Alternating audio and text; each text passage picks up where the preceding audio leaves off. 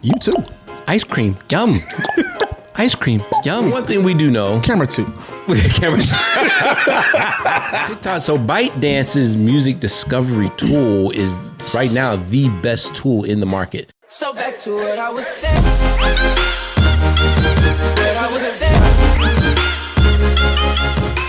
What's up, friends, family, and fans? Welcome to Life On Podcast. This is where we listen and inspire friends in entertainment. And everywhere. Because life happens to everyone.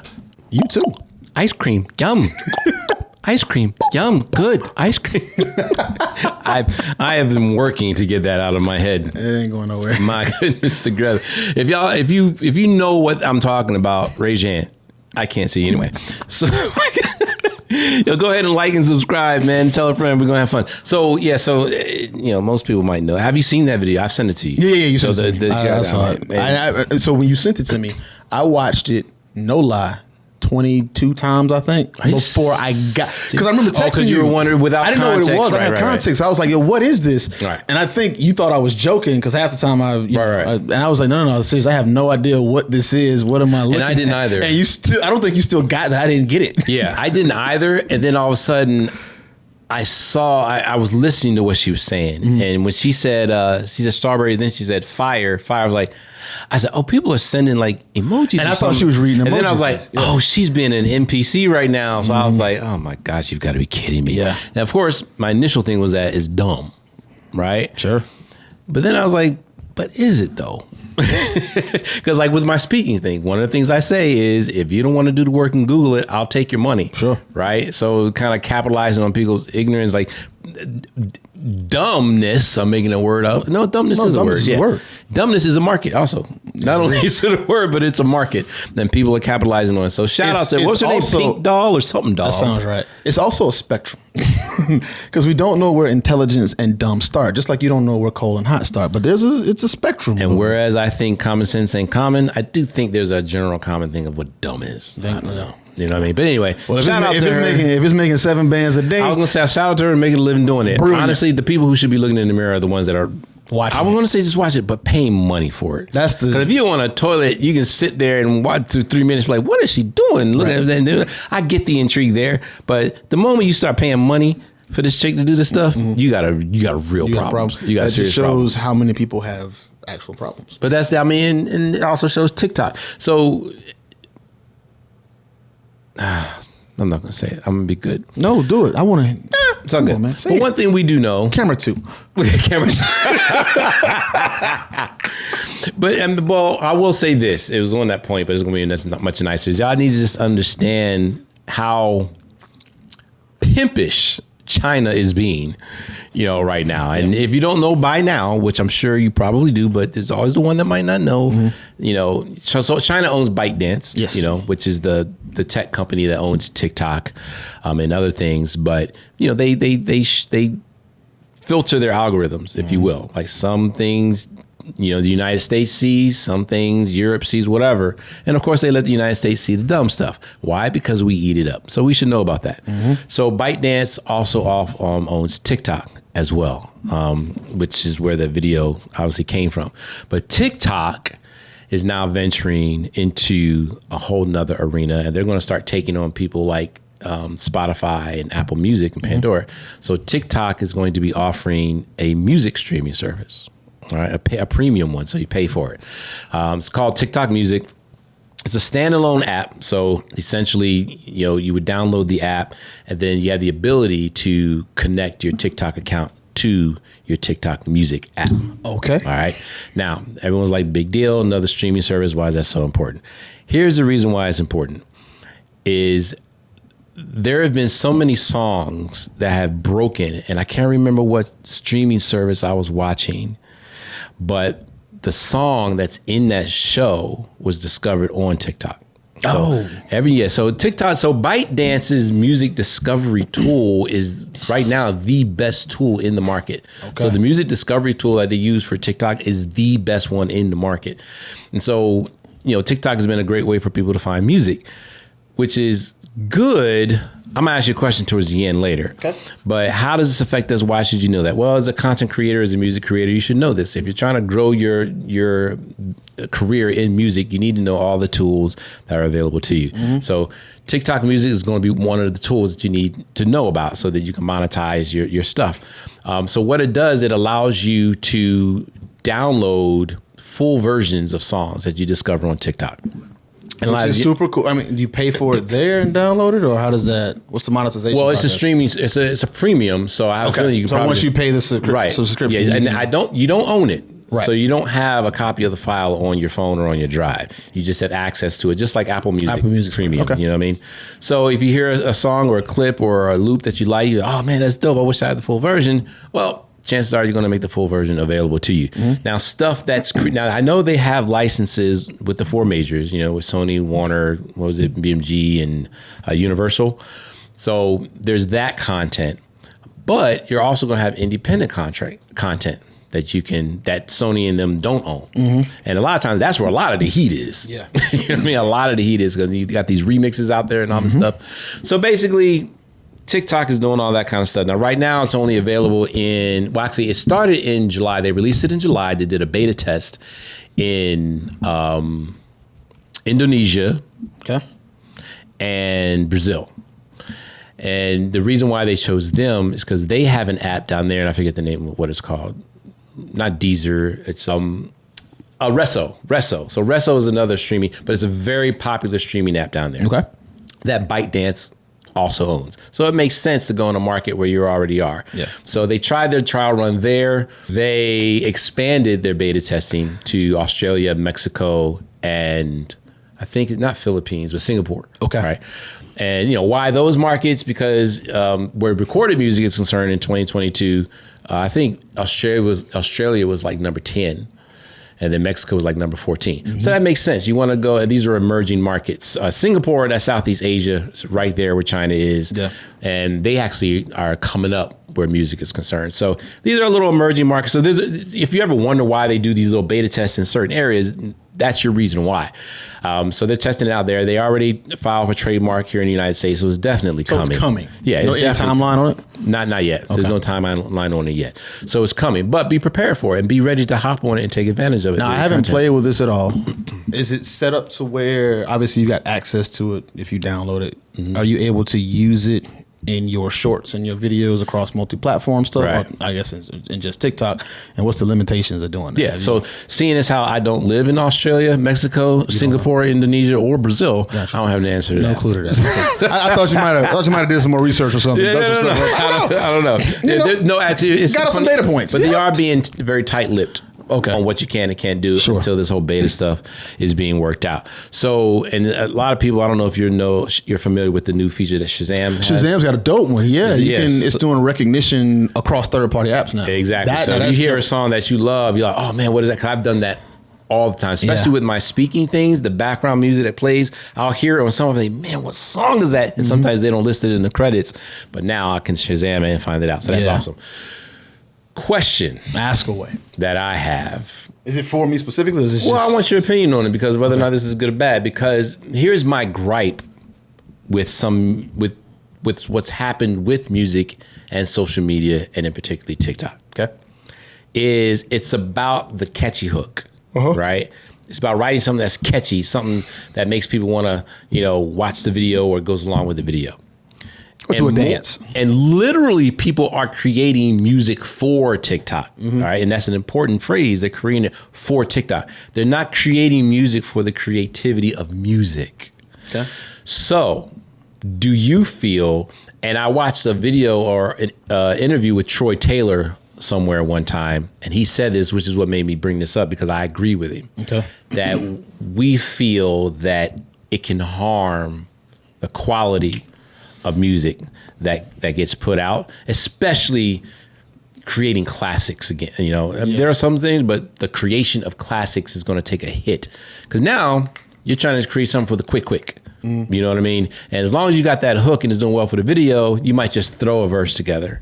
No real fuss. So do you think that's a real Scare? You asked a couple questions, and then I want to kind of touch. I want to touch on a couple of them. Right. Well, I've devised a few more questions out of what you said. Yeah, I love the honesty. So, thing number one, I disagree with you and Troy. God, I hurt myself saying that.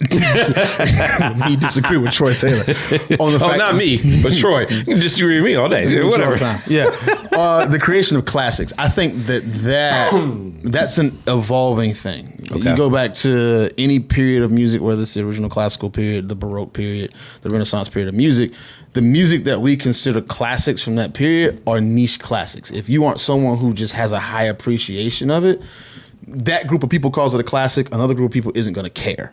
Okay. So I think our music is going to be the same way. Music from the 70s, the 80s, the disco stuff is going to be classic to people who have a high appreciation for it. I get it. Forever. So I don't think that it's going to affect it. Let me go back on that one. Because the whole thing about a classic being a classic is that it survives the test of time. Sure. But I'll finish that phrase with, it survives the test of time and everything that goes on and comes with that time. Mm-hmm. And we're seeing it with, if you listen now at some of the top when I say streaming, some of the top songs in rotation, you're going to notice that there's a lot of songs being written on top of like 90s R&B. No, it's happening all the time. All the time, right? That's something. Let me go back on that. Go ahead. That's more than just a classic thing. That's because of how we vibrate and resonate with certain chord progressions and frequencies. Those particular songs are written with melody and loop lines, chord progressions, and are in timbres that we resonate with that are just catchy in general. But isn't the catch-22 is you're now making those songs classics? Are you? Because what you literally just gave them another tank of oxygen. But that's the thing, though. I can't remember what song that was that sampled "Freak a Leak," which hurts my heart because that solidified the fact that I'm whistle old part. now. Yeah, but I can't remember what song. It's a record out that's like now. It was Ice Spice or who was it? Some artists. Yeah. I mean, they sampled Freak a Leak. And you're right. And I wouldn't have called Freak a Leak a classic per se. But what I'm saying what I'm saying is the kids now that heard that song don't know Freak a Leak. Exactly. They know the song that it was. So just because you sample or interpolate an older song doesn't necessarily. And I didn't say that. If you notice, I didn't say that. I'm saying, doesn't it play a part? Doesn't it? I don't think add so. to it? Because I don't think so. Like if you take an Isley record, the first time it was ever sampled, you're not going to be like, oh yeah, instant classic. But now over decades, the song is used again and again, and each time it will always tie back to the original, which gives the original new life. And now you're looking at 30 and 40 years, where it's like when do you start calling the song a classic? Maybe that's the question. And that's where I'm at. I think the time thing. I don't think we have enough time. Honestly, my thing is for a song to be shorter and shorter and shorter. Exactly, now. because of the evolution of it. I haven't even got to the rest of my point on that. But with me, with the whole classic thing is, it's not so much the sampled and the interpolations of those songs.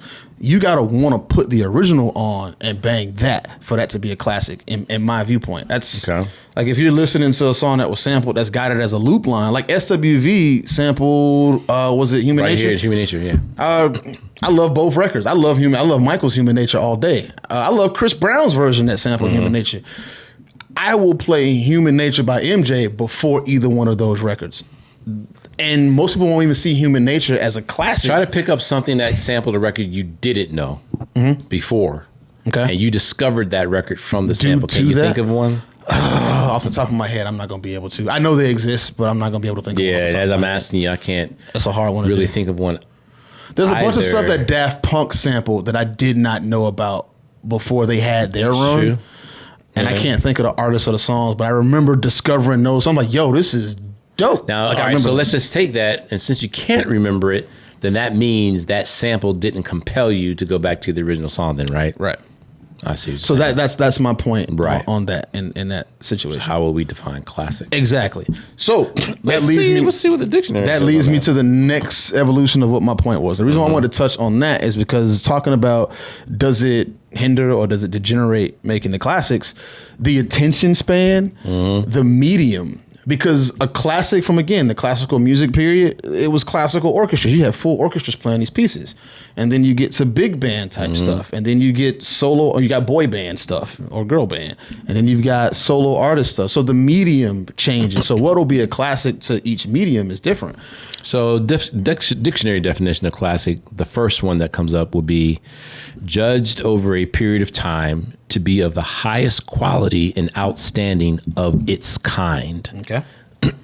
Which it eliminates almost everything you said, because because mine was strictly based on time. Exactly. You know what I mean?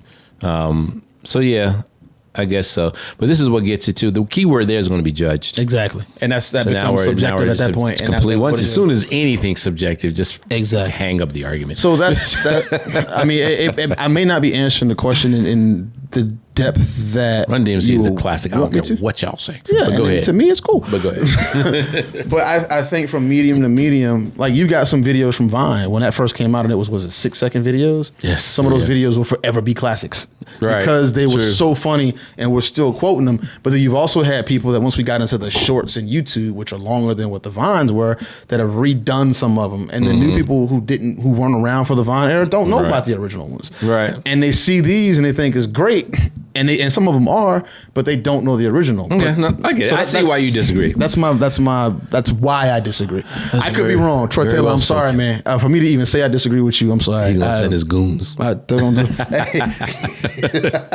So TikTok is on that next move. So if I were an artist or a songwriter or something like that, you want to be aware of that.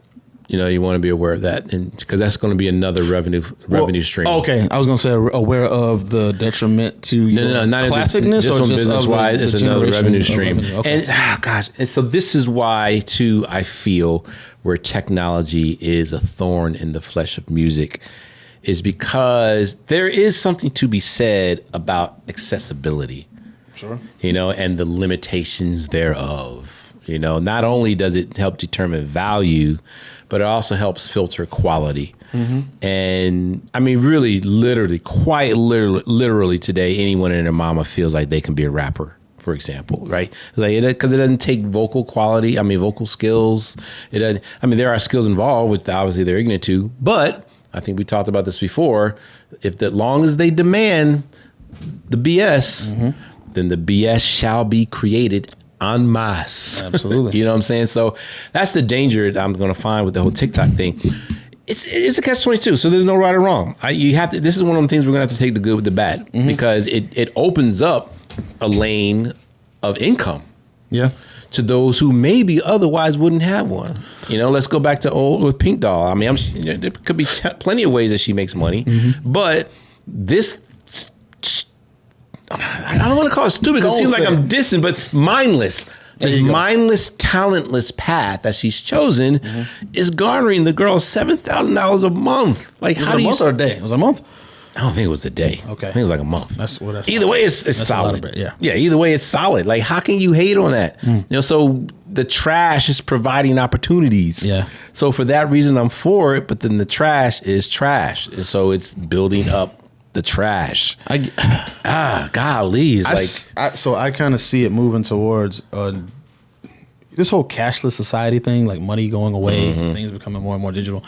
I love how there's some sci-fi media where there is no exchange of finance for art, that the consumption of art is free. Okay. And I almost feel like So you like that? I'm not saying I like it. I'm saying that I think we're at the beginning of that evolutionary stage with things coming so fast, attention span shrinking, the amount of content getting shorter and shorter, classics being redefined, money just not mattering. I think it's getting to the point to where the consumption of media and art is getting to a point to where there won't be a cost for it. And I can see... there'll be a cost. That's just going to be redefined to something. Sure, absolutely. It'll be something else. It won't be in the vein of what we see now. And the ones that can control it will become fewer and fewer hands. That too. The watch Mission Impossible. But go ahead. And I mean, I think I kind of see it as that. As it's a different viewpoint and a different take on looking at it from a monetization revenue standpoint, as more so a dumbification to being a catalyst of the evolution of what our whole system is going to be in general for how we consume music and videos and all of that. That's how. So I at the end of the day, y'all really, really, really, really either need to follow your MBC, the Music Business Coach, on Instagram, or me directly, or watch on Life on Podcast, because ownership is going to be the thing. Like, you can no longer just give up ownership of stuff anymore. And we're talking copyright and intellectual properties and stuff. You cannot do that anymore. You will be left in the dust. So I can encourage you guys to do that, man. Yeah. So look, anything else you got? We got a whole bunch of topics that are similar to this if y'all want to watch them. So you can just go to lifeonpodcast.com. Absolutely. We always keep the latest 10 up on there. But if you want to check everything else out, you can go on any of your streaming platforms, wherever you watch your podcasts, and they will be on there as well. You can follow me, stonestafford.com. I'm connected to all my social media platforms on there. Just Why Johnny do I Vaughn. do this all the time? I don't know. Your hand. I do. I'm do that all the time. It'll stop the day you hit me. I'm gonna make it. I'll make it stop. Just Johnny Vaughn. JUSTJONYVAN on your platform. Hey, man, we appreciate y'all. Please like. Go ahead and subscribe. All it is a tap, folks. Just tap. Hit your notifications and then tell a friend. Repeat it with me. Tell a friend. Tell a friend. Oh, you want me to say it? Tell a friend. Tell a friend. Tell a friend. All right, and we're going to hit that 1 million subscribers in 2023. All right, we out here. We love y'all. Thanks for your support. Peace. So back to what I was saying. What I was saying.